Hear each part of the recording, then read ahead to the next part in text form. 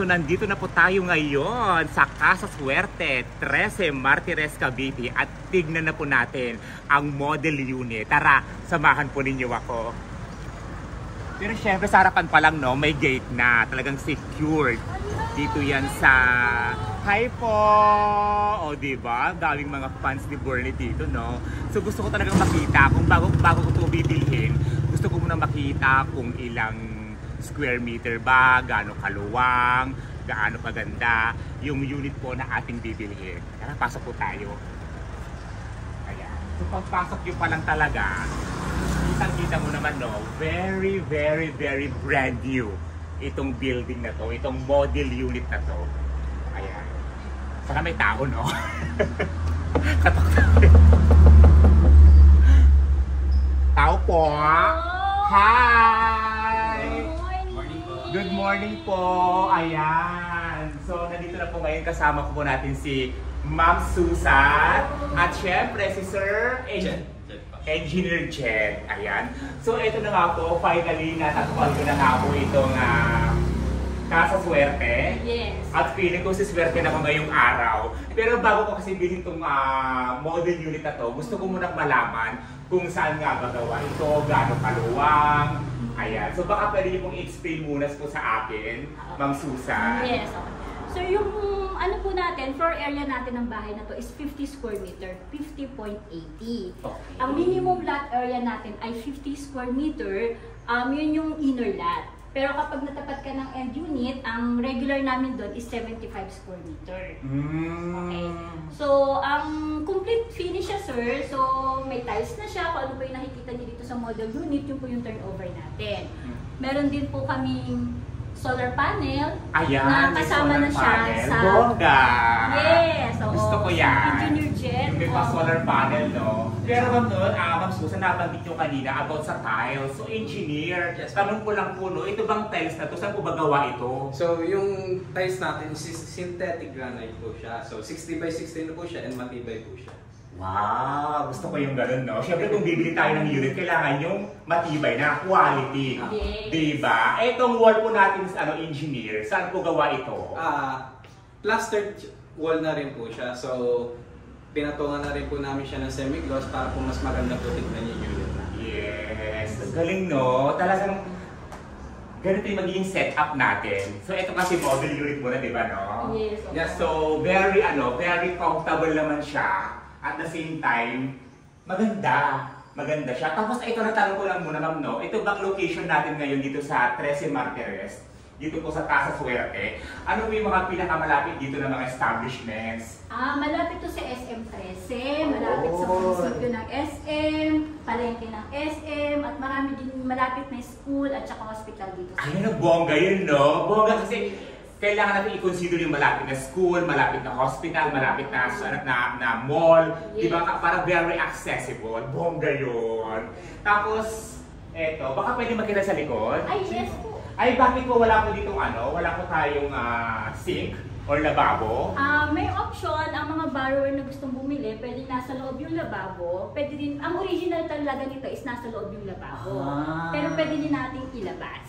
So option po ni buyer kung gusto kong nasa loob or nasa labas. Yes. Bongga yun, di ba? Talaga may option. Yun ang maganda, may option.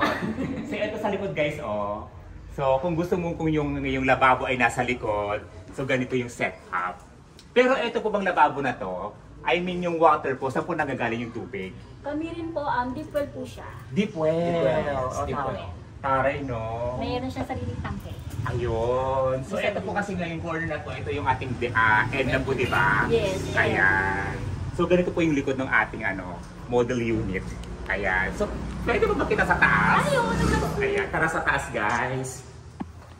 Ay, ito pala, may CR din. Yes po. So itong CR po ba, pasok po kami. Ayan. So ito po, itong CR na to, gano'n po siya kaluwang? So, yung CR po natin is 1.2 by 1 liter po ang CR po. 1.2 by 1 Yes, liter. Ayun. So, very comfortable na rin dito, di ba, no? Hindi masyadong masikip, hindi masyadong maluwang. Yes, di ba? So, may sarili na siyang gripo, may sarili sink. shower. Gusto ko yung may shower. Yes, may bidet. May bidet. Bongga yung pangmayaman yung bidet, di ba? Gusto ko yung bidet para hindi tabo-tabo ang labanan, di ba?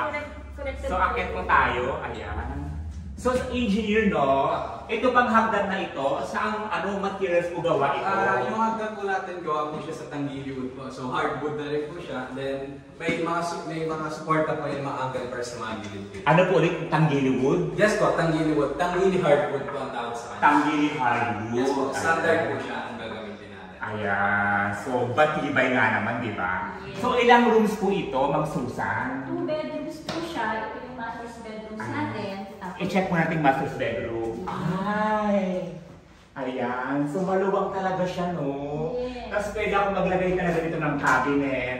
Or pwede ba ako mag-install dito ng built-in cabinet? Pwede, sir. Pwede. Di ba, no? Tapos, pwede na mo magpalagay ng aircon dito. Yes po, Pwede, provision po talaga yun na may aircon. Yan. Para, kilikit ng panahon, no?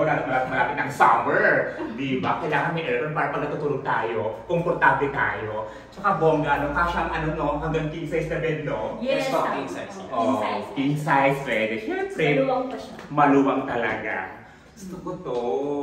Tapos yung isang bedroom naman po, pwede i-check po natin. Sige po. Una na po kayo. Okay po. Ayan. Chicos bedroom. Bedroom 2.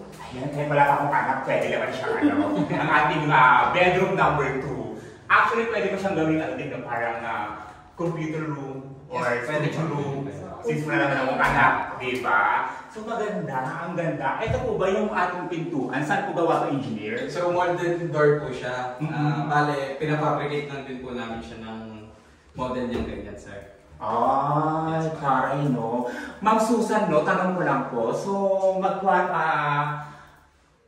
magkano yung dito? Yung reservation fee kung kukuha ko ngayon? Ang dinner namin, nasa 10,000 lang ang reservation fee, sir.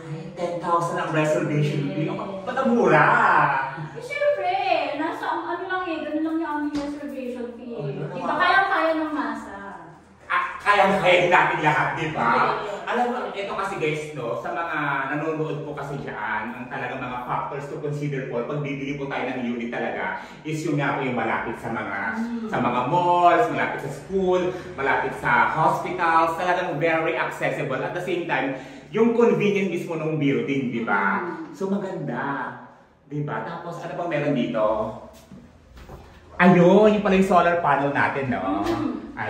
Yung solar panel po natin is nasa taas po siya. So yung 3 panels na yun is nag-consist po siya ng 1.2 kilowatts pa.